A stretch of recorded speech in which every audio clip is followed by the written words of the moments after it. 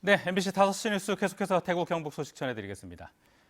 독도 헬기 추락 사고가 일어난 지 한 달이 다 돼가지만 탑승자 7명 가운데 3명은 여전히 실종 상태입니다. 사고 24일 만에 실종자 가족들이 사고 해역을 찾았는데요. 수색 대원들에게 끝까지 포기하지 말아달라는 부탁을 남겼습니다. 손은민 기자입니다. 수색 작업이 한창인 독도 인근 해역. 내 가족이 마지막으로 헬기를 탔던 독도경비대 선착장에 실종자 가족들이 도착했습니다. 힘없이 주저앉아 사랑하는 이들의 이름을 불러보지만 대답은 들려오지 않습니다.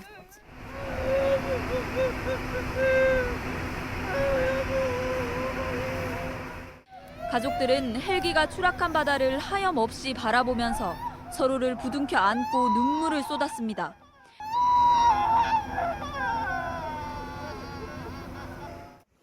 아직 가족의 품에 돌아오지 못한 이들은 3명입니다.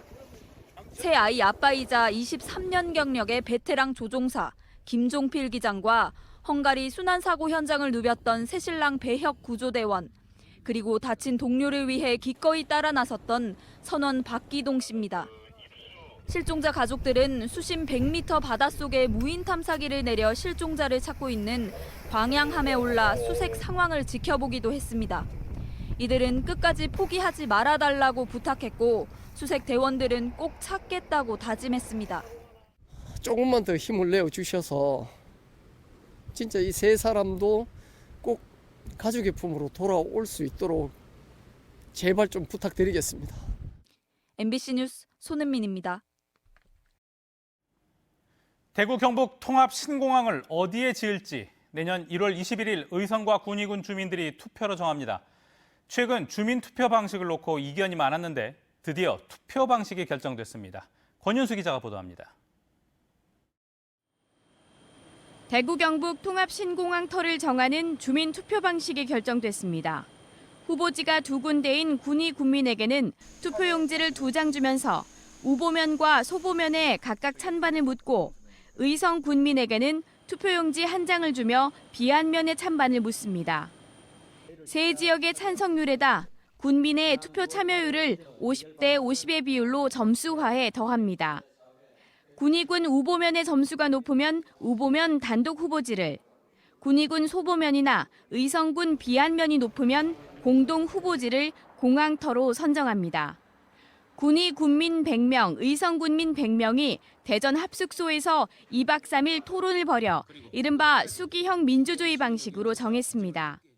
이 전문가들도 생각하기 어려운 그런 내용들을 질문도 많이 했고 또 의견도 많이 냈기 때문에 저는 이 수기형 시민조사가 굉장히 중요하지 않나 이런 생각을 많이 가졌습니다.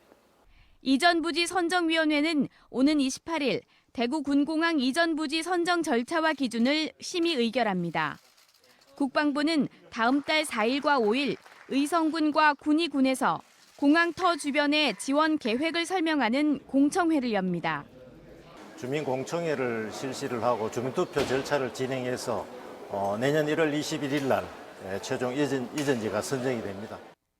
내년 1월 21일 군위와 의성에서 이번에 정한 방식으로 주민투표를 하면 대구 경북 통합 신공항이 지어질 장소가 정해집니다. MBC 뉴스 권윤수입니다. 전국 택배연대 노조 대경지부와 공공운수노조 대경지부는 오늘 자유한국당 대구시당 앞에서 집회를 열고 택배 노동자 보호와 소비자 편의를 위해 생활물류서비스법을 만들라고 요구했습니다. 택배노조는 생활물류서비스법은 근로기준법과 노동법의 보호를 받지 못하는 택배 노동자를 보호할 최소한의 법안이지만 대기업을 대변하는 자유한국당의 반대로 법안이 통과되지 못하고 있다고 주장했습니다. 반빈곤 네트워크는 대구시가 추진하는 대규모 사업이 민간 개발 형식의 전면 철거 방식이어서 세입자들과 원주민들은 배제되는 등 주거권이 유린당하고 있다며 국가인권위원회 대구사무소에 진정서를 냈습니다. 개발 사업이 이루어진 곳은 저렴한 단독과 다세대 주택에서 주거비가 비싼 아파트로 획일적으로 변해서 원주민들이 재정착할 수 없는 구조라며 주거 안정을 위한 법적 장치가 절실하다고 밝혔습니다. 오늘 오전 1시 50분쯤 포항시 남구 오천읍의 15층짜리 아파트 3층에서 부탄가스가 폭발했습니다. 이 사고로 A씨 등 2명이 경상을 입어 병원에서 치료를 받았고 소방서 추산 900만 원 상당의 재산 피해를 냈습니다. 또 폭발 소리에 놀란 아파트 주민 50여 명이 긴급히 대피하기도 했습니다. 제17회 대구 자원봉사 대상에 수성구에 사는 71살 우영순 씨가 선정됐습니다. 우 씨는 1995년부터 병원 환자 돌봄과 취약계층을 위한 무료급식, 도시락 배달, 목욕 봉사 등으로 24년 동안 2만 3천 시간을 봉사했습니다. 본상에는 노숙인 무료급식과 시각장애인의 재활을 도운 56살 김점자 씨와 무료 미용과 노래 봉사를 실천해온 60살 박금지 씨가 선정됐습니다.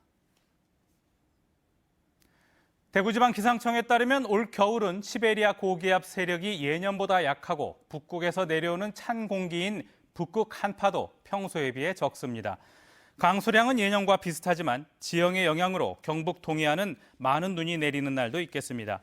대기 순환이 원활하지 않은 데다 날씨까지 포근해 미세먼지 농도가 짙은 날은 많을 것으로 예측됐습니다.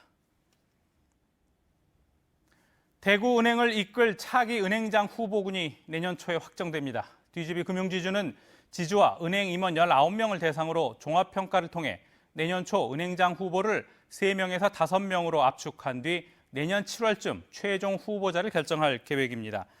비자금 조성과 채용 비리로 박인규 전 대구은행장이 구속된 뒤 지난 1월부터 김태호 DGB 금융지주 회장이 대구은행장을 겸직하고 있습니다. MBC 5시 뉴스를 마칩니다. 고맙습니다.